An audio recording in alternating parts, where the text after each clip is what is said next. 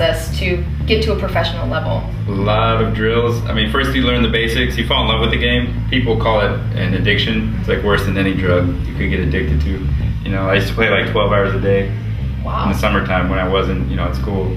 I know you're like the house instructor at Hollywood Billiards in Hollywood, California. When someone needs an instructor, then they'll give me a call. Kind of a thrill to work with Michael Jordan in his Hanes commercial where he was playing pool with Matthew Perry. All right, so before you actually start playing the game, it's a good idea to know how to pick a cue stick. Yeah. So what do I need to keep in mind when I pick one of these out? All right, Leah, what you want to do is the first thing, you go up and you look at the tips. Of course, this one right here doesn't have a tip. Okay, this one right here, this is a mushroom tip. See how it's kind of overhanging around the white part, the ferrule? Okay, so once you have a couple options, then you want to find one that's not too crooked. Okay. That's where you take them over to the table, and then you roll it on the table like that. Oh yeah, look at that, big wobble. That's not good. Yeah, okay. But I would actually take that cue over any of these because of the tip, and I would just turn it so it's kind of the same curve. So you can compensate for the fact that it's wobbly.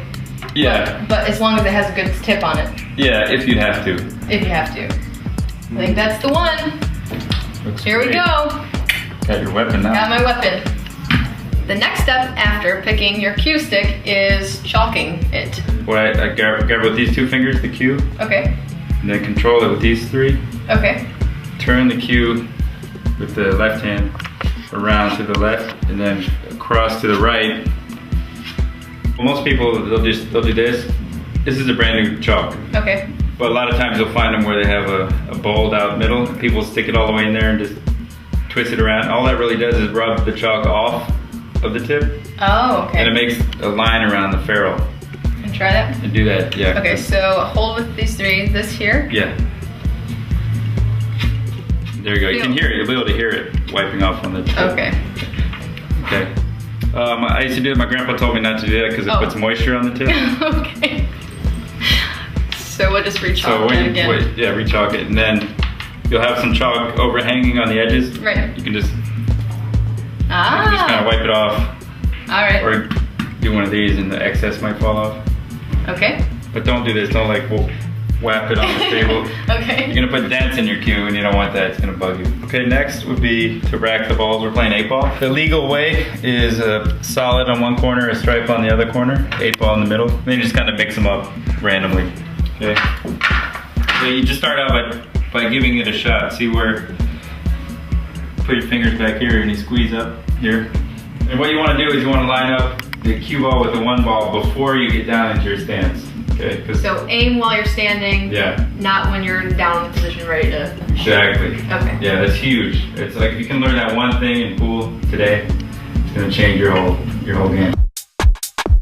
After learning how to break like a pro, Max critiqued my form and showed me how to properly create both an open hand bridge and a closed hand bridge.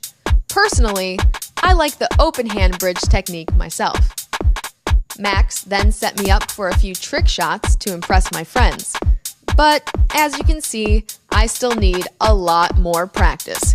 I'm just glad there was no money on the table. Let's hear a few more tips from the expert.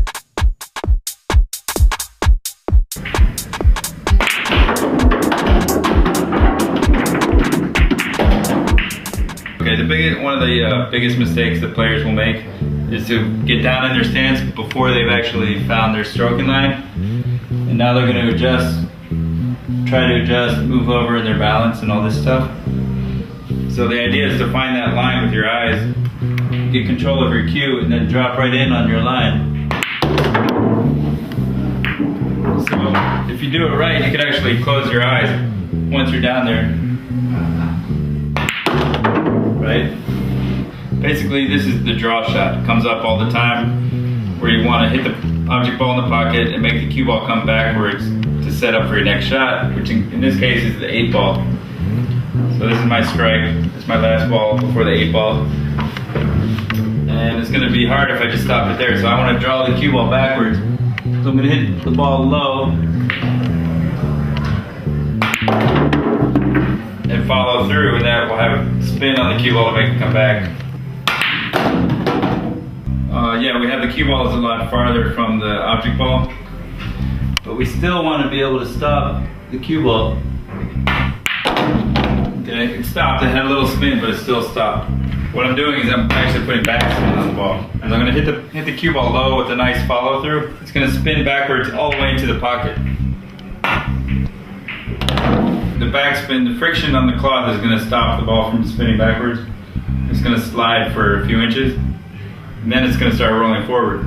If you can time it so the cue ball is sliding at the exact moment of contact, then the cue ball is going to stop right there.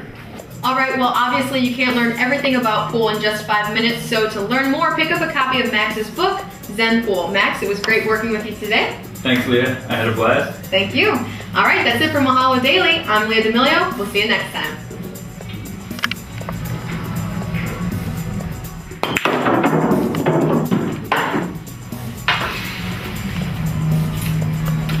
Thank you. Nice shot.